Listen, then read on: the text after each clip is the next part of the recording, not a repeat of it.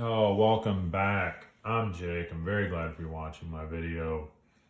This is the cold steel code 4. This is not new, but this again is just such a great design. I really wanted to do a revisit on it. So this will be kind of a quick one. If you're new to the community, again, I'll give you the headliners off of it. And if you like it, go check it out somewhere. Go pick it up if you want to. You're not new to the community. This is just maybe a refresher because, like many of you guys, I have a whole list of knives I want. And as new ones come out, I forget about some of the older ones, but I was able to pick this one up and we're going to talk about it a little bit. So cold steel code 4. This guy, the price on it, you're going to vary quite a bit. It seems like if you look around right now, they're anywhere from $80 to $100, and there's a decent amount of variance on these, and that's probably why you're looking at that. This one being, of course, the all black spear point version. Now, something they have all in common, they all have S35 VN, which is it's a terrific steel. There's really nothing wrong with it. I like it quite a bit. As you can see on a little bit of billboarding. It is made in Taiwan, so if you're against that, then you're gonna move on from this. And then on the other side, just the model code 4, which I think the way they do their billboarding is perfectly fine. Again, I don't think it's too much. I don't think it's too flashy. It lets you know who they are and lets you know what it is. So those different blades that you can get on there. This is the spear point. You can also get a really nice drop point on there. Tanto, if you're into that. You can go serrations on any of those blades. I'm not a fan of serrations, so this whole knife just really spoke to me. Everything about it really just appeals to what I was after in a big knife. And when I say a big knife, I mean this guy coming in overall at about 8.5 inches. And they managed to keep an 8.5 inch knife just almost right at 4 ounces. Which again is a real call out to the design on it. These are solid aluminum handles, which I like, and that also helps keep it nice and light. Smaller pocket clip.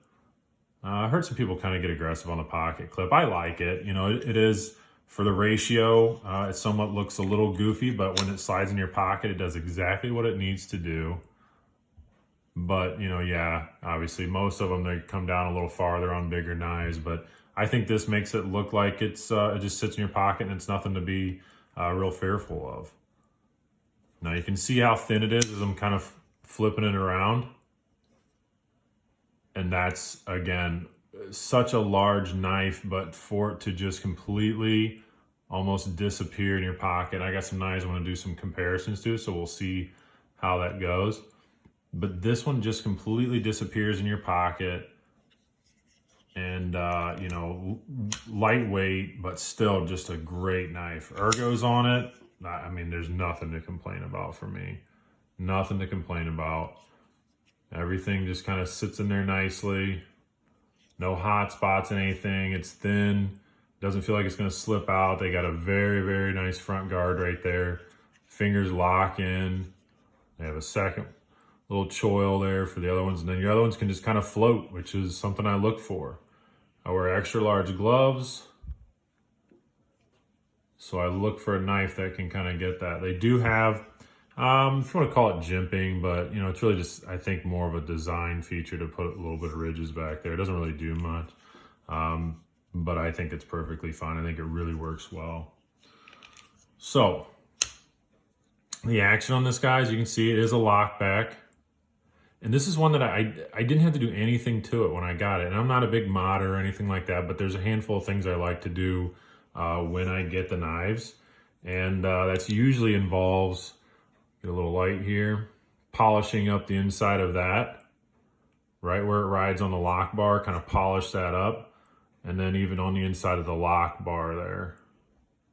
But I didn't have to do any of that. I mean, the action on this thing, the spring tension, if you really want to, and I'll try it on camera, you can flick it out. I've seen people do it. I've done it too, but it's kind of hard because you got to get a real good wrist flick in there. but there's no need to. I mean, this thing, it comes out perfectly fine. It's nice and easy, and locks up nicely as well. We're going to talk a little about that Triad lock. Everybody knows about the Triad lock, again, unless you're new. Their Triad lock system, you can see there's a notch on the back side of that blade right there. Get that up so you can see it. That notch right there, and boy, it really locks in. They have a nice, generous stop pin right there, right in the back of that big stop pin. And when you hear that thing lock up, there is no doubt that it's locked in solid, which I really, really like. Lockbacks are kind of my favorite design. I haven't messed with the compression lock yet, but this is, I do like liner locks, but this has always been my favorite. I just feel like it's quite sturdy. If you watch videos on Blade HQ, used to do videos where they would hook up to it every year and put a bunch of tension on this and see if it would collapse. And these almost always just broke. Any type of lock bag usually just broke the handle before the lock actually gave away. Now, does that really matter? I don't know. I'm not really worried about this thing closing on my hand one bit. There's no blade play at all in it. It's a solid lockup. But it's something to think about, you know. Sometimes, again, this is certainly meant for a type of law enforcement or first responder or something like that. This blade can kind of do that, so they want to make sure it's as solid as possible. So it's definitely a good design. They do put a nice choil on there, sharpening choil on there for you. So really, I just don't have any complaints with this. I think this is such a good knife. If you're looking for a big knife, you haven't decided on a cold steel code 4 yet, you know, by all means, go check it out, retail, see what you got, and look for those different prices on it. I mean, S35, aluminum, 8.5 overall, about 4 ounces. Good opening mechanism. Everything's solid there. You know, you can go left hand, right hand, tip up, and everything about this completely ambidextrous or amphibious, whatever. You can do whatever you need to do with it. So we will bring out a couple other knives here. I always like doing a comparison, and definitely go with the old Rat Model 1. Now you can see it's just a little bit longer than that, but as I kind of mentioned earlier, I mean, look at the difference there. We'll go end to end here and see. You know, it's just a little bit, but it's enough to kind of get it to where just, you can feel this a little more in your pocket, you know, just a little bit more, but this one, really no issues to it. So we'll lay that back out.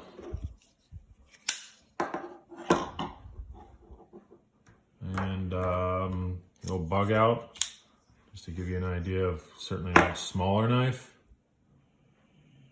Quite a bit smaller there. Oh, thickness, that's almost the exact same. Yeah, it's almost the exact same there. So there, that's a good comparison even to how thick it is. Closing, I'd like to mention that too. Certainly when you go to close this, it's got this really generous ricasso right here. So, you know, one-handed closing as well. Just kind of pop it down, flip your hands, get it out of the way. Do one more, lay out the old Tenacious. Tenacious is always a good one as well. Now that I got this guy lined up nicely, there you go. So it's a big knife. It's a big knife, but if you're in the market for it, I think it's a really terrific deal. I have no complaints on it. I think it's a great design. So good work, Cold Steel. All right, guys, let's do a short video on this one. So go check it out. By all means, again, leave some comments. Talk to this guy. DM me on Instagram if you want to. Same name, just Jake.from.Ohio State. There you go. Hit me up, guys. All right. Have a good day.